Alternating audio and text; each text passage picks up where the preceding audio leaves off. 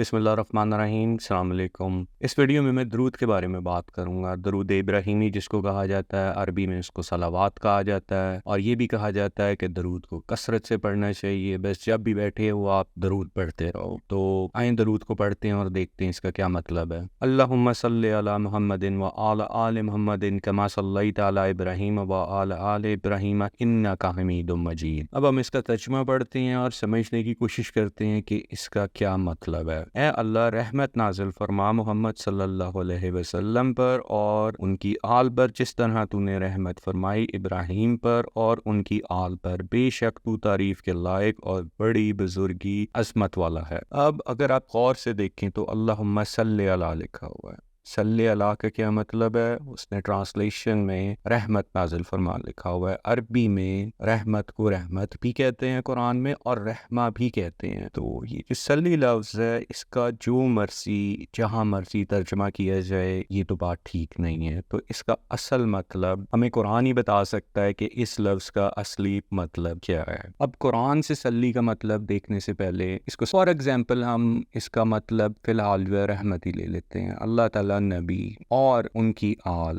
پر رحمت نازل فرمائے، جس طرح ابراہیم اور ان کی آل پہ رحمت نازل فرمائی ہے۔ میں یہ سمجھنے کی کوشش کر رہا ہوں اس کا مطلب کیا ہے۔ اس کی کوئی سینس نہیں بنتی، کیونکہ جو نبی تھے پہلے سے ہی ابراہیم کی آل میں سے ہی تھے۔ ابراہیم کے بیٹے تھے اسماعیل، اور ان میں سے جو آخری نبی محمد ہے۔ میری جو ہے انڈرسٹینڈنگ غلط بھی ہو سکتی ہے، اگر آپ کے پاس اس سے بہتر انڈرسٹینڈنگ ہے تو آپ کمنٹس میں ضرور شیئر کریں۔ درود کی مثال یہ پڑھنے کے بعد مجھے تو بھی فی الحال بالکل ایسے لگ رہا ہے کہ جیسے ایک بچہ ہوتا ہے، وہ اپنے باپ کو دعا دیتا ہے، اور باپ کا ایک نوکر ہوتا ہے۔ اب وہ اپنے باپ کو کہتا ہے کہ اللہ تعالیٰ تجھے رحمت اور درجہ عطا کرے جس طرح تیرے نوکر کو ادا کیا ہے۔ اب آپ یہ سوچ رہے ہوں گے کہ میں ایک باپ اور اس کے نوکر کی مثال کیوں دے رہا ہوں، کیونکہ سنی عقیدے کے مطابق نبی جو ہیں وہ سب کے سردار ہیں، سارے انبیاء کے۔ تو ظاہر ہے ابراہیم کے بھی سردار ہوئے۔ اگر تو وہ سردار ہیں تو آپ اس طرح کی رحمت ان کے لیے مانگ رہے ہیں کہ جو ان سے نیچے جو نبی تھے ان کو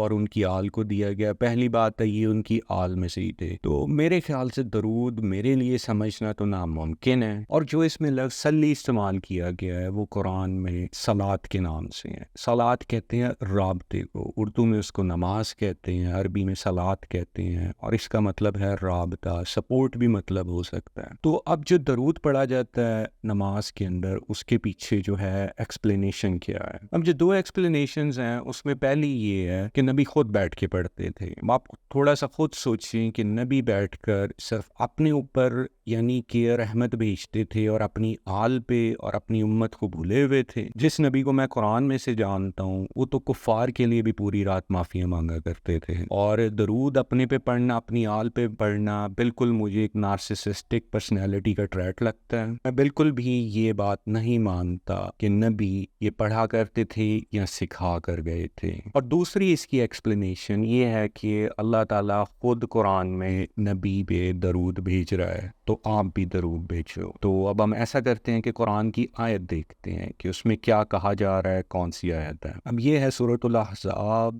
اس کی 56 آیت، اور آیت کچھ ایسے ہیں: ان اللہ و ملائکۃ یصلون علی النبی یا ایھا الذین آمنوا صلوا علیہ وسلموا تسلیما۔ اب میرے سامنے جو ہے 3 ٹرانسلیشنز ہیں۔ پہلی مدودی کی ہے، وہ پڑھتے ہیں: اللہ اور اس کے ملائکہ نبی پر درود بھیجتے ہیں، اے لوگو جو ایمان لائے ہو تم بھی ان پر درود و سلام بھیجو۔ اب یہ اردو ٹرانسلیشن ہے، میں نے فارسی میں تو کھولی نہیں ہے۔ درود جو ہے وہ فارسی کا لفظ ہے، تو مجھے تو یہ پڑھ کے کچھ بھی سمجھ نہیں آئی کہ یہ مدودی صاحب نے کیا کہنے کی کوشش کی ہے۔ اب ہم ڈاکٹر اسرار کو پڑھتے ہیں: یقیناً اللہ اور اس کے فرشتے رحمت نازل کرتے ہیں نبی صلی اللہ علیہ وسلم پر، اے ایمان والو تم بھی آپ صلی اللہ علیہ وسلم پر رحمتیں اور سلام بھیجا کرو۔ اور جو تیسری ٹرانسلیشن ہے میرے خیال سے پڑھنے کی ضرورت نہیں ہے، اس نے دونوں کو مکس کر دیا۔ اب یہ ڈاکٹر اسرار کی جو ٹرانسلیشن ہے یہ مجھے کچھ تھوڑی بہت سمجھ آ رہی ہے کہ تم بھی نبی پر پر رحمتیں اور سلام بھیجا کرو۔ میں نبی پر کیسے رحمتیں بھیجوں؟ رحمتیں بھیجنے والا تو اللہ تعالیٰ ہے۔ اگین پھر یہ ٹرانسلیشن میری سمجھ سے باہر ہو جاتی ہے کہ یہاں پہ بات کیا کی جا رہی ہے۔ اب اس کا ایک ہی حل ہے کہ عربی کو پڑھا جائے اور اس میں سے سمجھنے کی کوشش کی جائے، کیونکہ یہ دونوں ٹرانسلیشنز یہاں آپ تینوں پڑھ لیں تو یہ اینڈ پر ختم ہو رہی ہیں سلام بھیجنے میں۔ اگر آپ عربی پڑھیں تو اس کا آخری لفظ ہے تسلیمہ۔ تسلیمہ کا مطلب ہے مان لینا۔ خیر ہم عربی پڑھتے ہیں اور ساتھ ساتھ ٹرانسلیشن کرتے ہیں۔ ان اللہ و ملائکتہ، بے شک اللہ اور اس کے فرشتے، یصلون علی النبی، ساتھ ہیں نبی کے، کیونکہ قرآن سے سلو کا مطلب لیا جائے تو یہ لفظ صلات میں سے نکلا ہے جس کا مطلب ہے ساتھ دینا۔ اللہ اور اس کے فرشتے نبی کے ساتھ ہیں۔ بے شک یا ایھا الذین آمنو، اے ایمان والو، صلو علیہ، ساتھ دو نبی کا، وسلموا، سالمو کا مطلب ہے سلم، سلم کہتے ہیں فرما برداری کو۔ اگر آپ اس سے پہلے میم لگا دیں تو مسلم بن جاتا ہے، اس کا مطلب ہے سبمٹ کر، فرما برداری کرنا، یعنی کہ نبی جو ان کو دے رہے ہیں قرآن، فرما برداری کریں، اور آخری لفظ ہے تسلیمہ، مان لیں۔ اگر ہم ورڈ بائی ورڈ ٹرانسلیشن کریں تو جو ٹرانسلیشنز آپ کو اویلیبل ہیں اس میں تو ایسا کچھ بھی نہیں ہے، وہ بس کسی نے خود ہی خیالوں کی دنیا میں بیٹھ کے ایک ٹرانسلیشن بنا دی ہے جس کا اصلی قرآن سے کوئی لینا دینا نہیں ہے۔ اور قرآن جو ہے ایک عربی کی کتاب ہے، بالکل بھی ٹرانسلیشن قرآن کنسیڈر نہیں ہوتی۔ بس یہ شیطان کا کام ہوتا ہے ہر جگہ بیٹھ کے انسان کو بہکانا، قرآن کی غلط ٹرانسلیشنز کروانا، اور بہت سے لوگ ہوتے ہیں جو تحقیق کیے بغیر ہی سب کچھ مان کے صحیح مان لیتے، جو کہ ایک جہالت کی نشانی ہے۔ اور یہ جو قرآن کی آیت ہے یہ سب مسلمانوں کے لیے نہیں ہے، یہ صرف ایکسکلوسیو ان لوگوں کے لیے جو صحابہ تھے، جو نبی کے دور میں زندہ تھے۔ آج کے دور میں یہ آیت کو اپلائی نہیں کیا جا سکتا کیونکہ نبی اب ہمارے درمیان نہیں رہے۔ اب ہم لفظ صلی کو قرآن کی کسی دوسری آیت میں دیکھ کے سمجھنے کی کوشش کرتے ہیں۔ سورۃ الاحزاب کی 43 نمبر آیت پڑھتے ہیں، والذی یصلی علیکم وملائکتہ،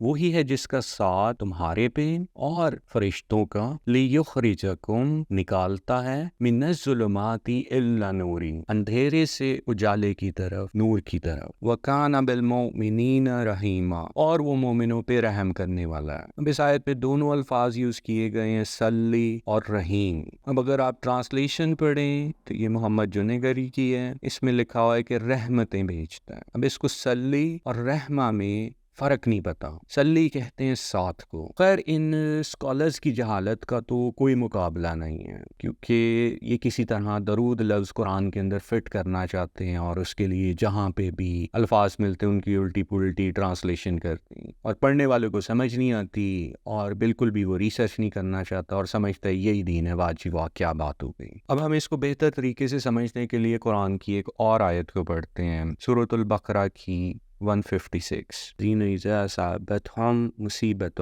وہ لوگ جنہیں کوئی مصیبت آتی ہے، قالو کہتے ہیں، ان اللہ و ان الیہ راجعون، کہ ہم اللہ سے ہیں اور ہمیں اللہ کی طرف ہی لوٹ کے جانا ہے۔ تو جو لوگ ایسے کہتے ہیں ان کو اللہ تعالیٰ قرآن میں جواب دیتا ہے، اولئک علیہم صلوات من ربہم ورحمہ، کہ وہی ہے جن کا اللہ تعالیٰ ساتھ دے گا اور ان پہ رحم فرمائے گا، واولئک هم المہتدون، اور یہی لوگ ہدایت پہ ہیں۔ اب آپ اس آیت میں دیکھ سکتے ہیں صلوات اور رحمہ دو لفظ استعمال ہوئے ہیں، جس پہ ٹرانسلیٹر تو کنفیوز ہو گیا، اس نے نوازشیں لکھ دی ہے۔ یہ نوازشیں کیا ہے؟ اللہ ان کے ساتھ رابطے میں رہنے کی بات کر رہا ہے اور اس نے نوازشیں بنا دی ہیں۔ بس ان ٹرانسلیٹرز کا کام ہے کہ آپ کو اللہ سے دور کر دینا اور جو سچ بات ہے وہ نہیں کرنی۔ جو نماز ہے، نماز صرف اللہ کے لیے ہے، اور قرآن کے مطابق نماز جو ہے وہ صرف قرآن سے ہے، صرف آپ قرآن پڑھ سکتے ہیں نماز میں۔ اب یہ نماز کے ٹاپک پہ میں ایک اور ویڈیو بناؤں گا، نہیں تو یہ ویڈیو بہت لمبی ہو جائے گی۔ اب جیسے سورۃ الزمر کی آیت نمبر 3 میں کہا گیا ہے، اللہ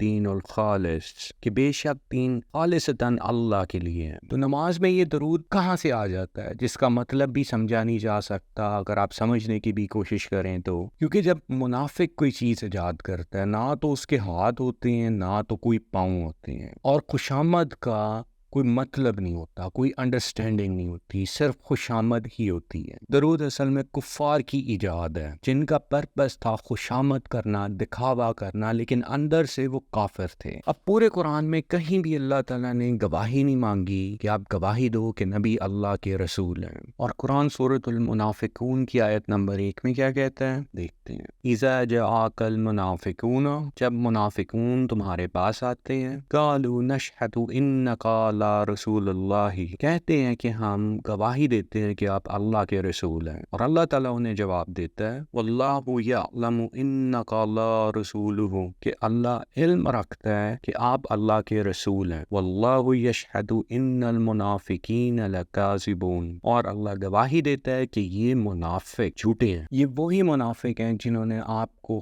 خاص اللہ کی عبادت سے ہٹا کے، خالصتاً اللہ کی جو عبادت ہے اس سے ہٹا کر یہود و نصارہ کی طرح نبیوں کی عبادت پہ لگا دیا ہے، اور نماز میں ایک ایسی چیز ایجاد کر دی ہے جس کا نہ سر ہے نہ پاؤں ہے۔ ویسے تو مجھے یہ منافقین ہر طرف ہی نظر آتے ہیں، اذان میں بھی بار بار گواہی دے رہے ہوں گے کہ محمد اللہ کے رسول ہیں۔ کس نے مانگی ہے گواہی؟ وہ اللہ کے رسول ہیں، سب جانتے ہیں، تو کیوں بار بار آپ شور ڈال رہے ہو؟ ظاہر ہے ان کے اندر ایمان نہیں ہے، صرف دکھاوا ہے، لوگوں کو خوش کرنا، اور لوگوں کے دل میں بھی ایسی بیماری ہے، ان کو یہ چیزیں دیکھ کے بہت اچھا لگتا ہے۔ خالص اللہ کی عبادت کرو، اللہ کی بات کرو، تو ان کی طبیعت خراب ہونی شروع ہو جاتی ہے۔ اب اس میں کوئی راکٹ سائنس نہیں ہے کہ نماز صرف اللہ کے لیے ہے اور اس میں قرآن کی آیات اور اللہ کی تعریف کی جائے، لیکن نہیں، ہم نے تو اپنے بڑوں کے دین پہ چلنا ہے، جو انہوں نے کیا ہم نے بھی وہی کرنا ہے۔ سمجھ ہمیں کوئی ہے نہیں، لیکن چلنا ہم نے اسی پہ ہے۔ اب نیکسٹ ویڈیو میں انشاءاللہ تشہد کے اوپر بناؤں گا، جو کہ نماز کا ہی حصہ ہے اور اس کا بھی قرآن سے کوئی لینا دینا نہیں ہے، اور آپ نے بالکل دھوکہ نہیں کھانا